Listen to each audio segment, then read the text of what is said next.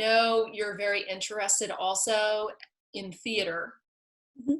And in the performance world, there is a lot of discussion and dialogue that surrounds differences and similarities between theater and performance art. And as someone who's involved in both, do you think about the difference between theater and performance when forming your work, and how might one influence the other for you? Yeah, I think that there are definitely differences. And I think when people think of traditional theater performing, it's more of a narrative structure, something even that's sometimes not always easy to understand, but there's usually a story or some kind of component where you're following, from step A to step B. I think performance interrupts that narrative a little bit, but where they come together is creating like an emotional impact on the audience. So when you're watching theater, you're watching performance art, both you're going to hopefully walk away feeling something, whether you hated it, you loved it, they're creating an experience for you and using their bodies to perform it, which I think that I always liked theater and I liked, being on stage, but also was nervous about being on stage. It's kind of, that paradox. But I loved being able to take that stage presence and kind of bring it into a more poetic and nuanced way that might not have an exact, dialogue or I'm saying this and you should understand that this means that, but it's taking those skills and applying it to an art form, which different art form, they're both arts. But Sure. I also have a theater background, and I agree with a lot of that. And I think one thing that they really have in common, that I think about a lot is the idea of the body, as you said, but also the idea of experiencing that body, that person, in a live space for very often in performance or in theater. We're experiencing something live, and that interaction with the live body impacts the viewer in a certain kind of way. And so that leads me to my next question, which has to do with, again, this idea of the body, this idea of um, ideas of intimacy, right? And how we experience a performance work. And I'm curious to hear what your thought process was in terms of, the live experience versus, creating a performance specifically for video, and how you got from like one place to the other and how your thoughts changed. yeah, I was already partially there when this performance was supposed to happen in person. There was a video component to my work. So I was already interested in how video can operate like as performance and how people can interact with video and what happens when you're removing the human body by like one step, like you're still seeing the human form but you're removing it by one step. um, and adapting to not being in person, I wanted to create a larger experience. So um, there was two components that was going to be working against myself, a video projection and me in person. And then there was the video that was more of this Foursquare look that was going to be a part of my project.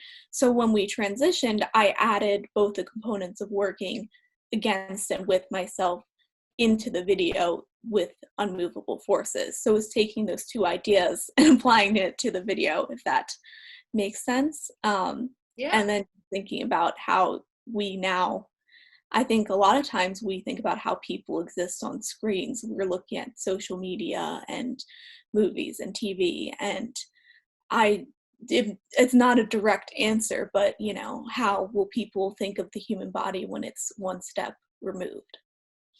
Yeah, I think that's really interesting to think about. And it also makes me think about your communications background, and perhaps I don't know a whole lot about that background, and and what, what your studies have been. But when I think about communication and media, I think about the more conceptual ideas that have to do with the way we consume media and the way we consume, images and video and TV and film. And the work you've done for this particular project, I really like the way you've used formal aspects that have to do with sight, that have to do with framing, that have to do with, also what I might call like a set. I feel like there are a lot of different ideas coming together in this work, just how you were talking about in the basement, all of the different containers on the shelf are symbolic of how we compartmentalize things. And I wonder, in choosing the different sites, were you also considering, these ideas that have to do with, I guess the best way to put it for the way I'm thinking would be like the idea of the set, the atmosphere, the architecture that the body is placed within, and how all that fits together. Yeah, I definitely, though I didn't necessarily think the word set when like setting up the shots, but it definitely is very intentional, like what I'm capturing within each little frame. I wanted, it's almost to me about you're fragmenting like different aspects of your life and experience. And I think that is something we do a lot on screens.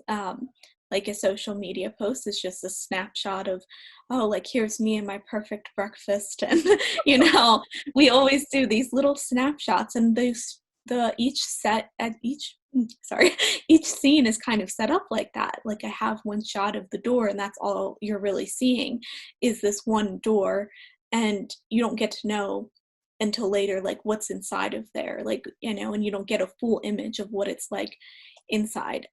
You're getting an image of a tree, but not as much of the background. And I think those little fragments can equate to a larger life, but you're still not even getting a full image. In several of your pieces, you have been dealing with this kind of repetitive themes that have to do with ideas that I equate with like letting go and freedom, and then also trying to cling to something. And I'm curious, what is it about that particular idea of holding on and letting go that continues, to be an influence on the work that you're making? Are there personal experiences that have been influential, that have brought you to explore this idea again and again, or is it more societal? I think it's definitely due to the fact that I'm a senior finishing my college experience. I think that that's where like a lot of it comes from. And even though it's not all my works are like directly about like I'm a senior and I'm graduating, I'm sad. But At all. yeah, it's definitely like a major influence that we're in like all of like the seniors of 2020 are in such like a changing point of our lives. And I think I was thinking that even from the beginning of the year, knowing that a lot of the things I was going to be doing was doing my last time. So I wanted to like hold on to all of these things that were familiar and known, and things that I really enjoyed, or even things I didn't enjoy, but they were what I knew, but knowing that I was going to have to let go of a lot of it. And I had to let go of a lot of it sooner than I would have liked, So it's just, I think that it was a major theme for just my life this year, and things, changing, about to become more of a real adult than I am. Well, I think it's a very universal theme that I think we all deal with constantly. And in that way, it's wonderfully poetic the way you're working with this theme in different pieces. For instance, like the dress that you connect yourself with another person, and then at a certain point you cut it apart. Um, it, it's this universal theme, I think, speaks to our perception of reality, but I also think it speaks to, again, like our internal sense of timing and trying to like listen to like, when is that right time to let go? You know, when is that right time to move on? You know, sometimes that, like in the case of something what we're dealing with COVID-19, there are things that are placed on us from the world. We have no choice in the matter. But I think in a lot of life, you know, most of the time in life, we make that choice. And so for me, your work and the exploration of that theme is very poignant, because it makes me think. It's made me think about those kinds of issues and different choices, you know, I've made at different times in my own life, you know. So it's really nice to be able to latch onto the work in such a way that I think, again, this speaks to intimacy and someone being able to make a personal connection. Is there anything about this work that you'd like to add or clarify or share? I would say that I'm really excited about this work, because one good thing to come out of all of this is that I don't think the work would have existed as it does now without being at home and without having to work under these circumstances. I think it would have been a similar work, but definitely I wouldn't have made all the same choices, and I'm really proud of where I was able to take that work, given the circumstances and how I kind of embraced them and produced a work that works really well at this time.